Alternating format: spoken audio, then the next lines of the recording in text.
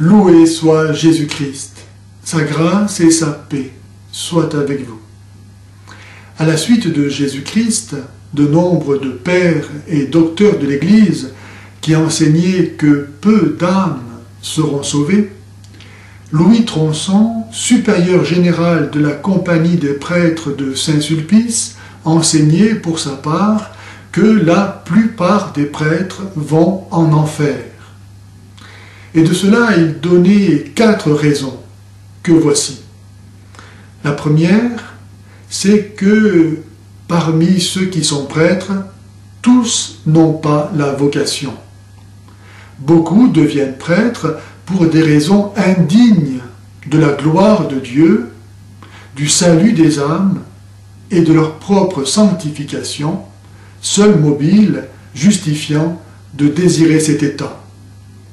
Ils deviennent prêtres par souci de s'assurer un revenu jusqu'à la fin de leur vie, parce que le travail n'y est pas trop fatigant, parce que cela fait plaisir à maman, ou pour tant d'autres raisons.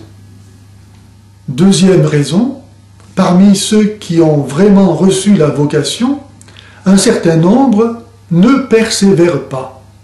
Ainsi, en France, aujourd'hui, un grand nombre de jeunes prêtres, après 1, 2, 3 ans de ministère, quittent le sacerdoce, emportés par l'amour du monde, qui est incompatible avec l'amour de Dieu.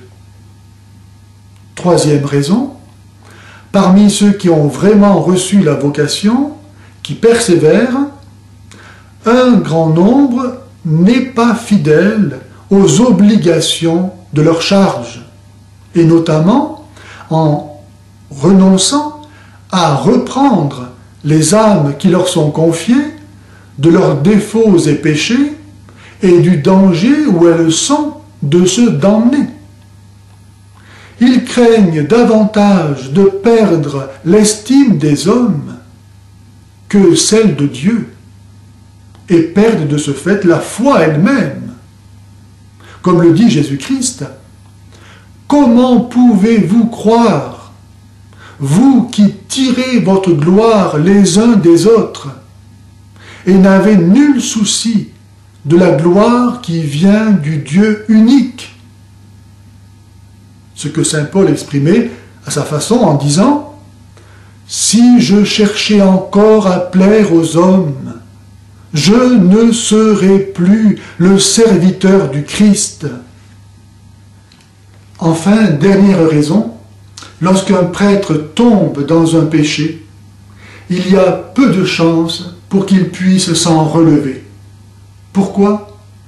Parce que comme l'ange, comme Lucifer, le plus élevé de tous les anges, l'état du prêtre, sa proximité avec le cœur de Jésus, les grâces insignes qu'il en a reçues, font que lorsqu'il choisit de pécher, son mépris de Dieu est quasi parfait.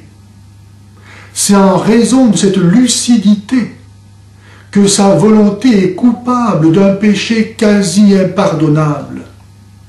Non pas certes que Dieu ne puisse pas lui pardonner, mais parce qu'il n'y a plus guère de nouvelles considérations qui puissent l'amener à nouveau à aimer le Seigneur comme il le doit. C'est pourquoi il nous faut beaucoup prier pour les prêtres. La petite Thérèse de l'Enfant Jésus et de la Sainte Face est entrée au Carmel à l'âge de 15 ans pour prier pour les prêtres. Cette seule intention suffisait à ses yeux à justifier qu'elle passe sa vie entière dans la solitude, la pénitence et la prière. Cette seule intention suffisait à donner valeur et sens à sa vie, tant il est vrai que si le démon arrive à faire tomber un prêtre, il fait tomber en même temps des milliers d'âmes dont le salut était attaché au sien. On ne voit que trop aujourd'hui, par exemple, tout le mal fait aux âmes qui se mettent à mépriser l'Église et à ainsi se damner à cause de quelques prêtres pédocriminels.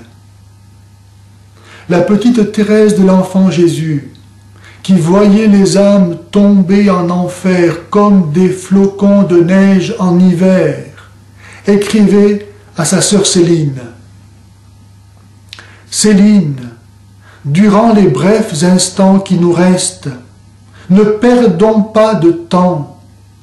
Sauvons les âmes, car les âmes se perdent comme les flocons de neige en hiver.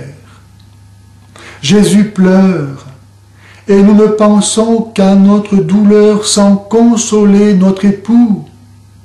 Ô, chère Céline, vivons pour les âmes des prêtres. Ces âmes devraient être plus transparentes que du cristal.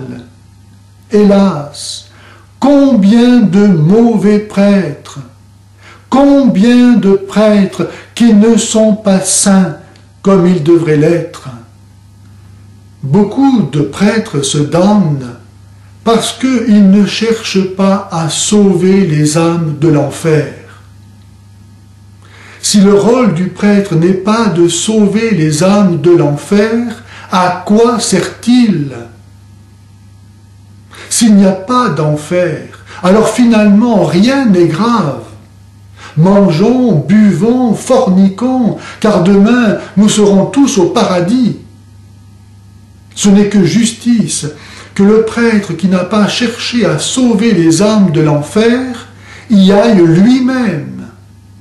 Et il souffre plus que n'importe quelle autre âme pour l'éternité, car il avait reçu pouvoir sur le démon par le sang de Jésus-Christ et il n'en a rien fait. À cause de cela donc, Jésus-Christ a souffert et est mort pour rien. Voici ce que disait saint Antoine-Marie Claret. Voyant la multitude qui est continuellement en état de péché mortel et va ainsi à la mort et à l'enfer, je ne puis rester en repos. Je sens que je dois courir et crier, et je me dis, si je voyais quelqu'un tomber dans un puits ou dans un brasier, je courrais certainement, et je crierais pour l'avertir et l'empêcher de tomber. Pourquoi n'en ferais-je pas autant pour empêcher quelqu'un de tomber dans le puits et le brasier de l'enfer? Je ne puis comprendre comment les autres prêtres qui croient aux mêmes vérités que moi, vérités que tous doivent croire, ne font ni prêche ni exhortation pour empêcher les âmes de tomber en enfer. Je m'étonne même que les laïcs, hommes et femmes, qui ont la foi, ne crient pas.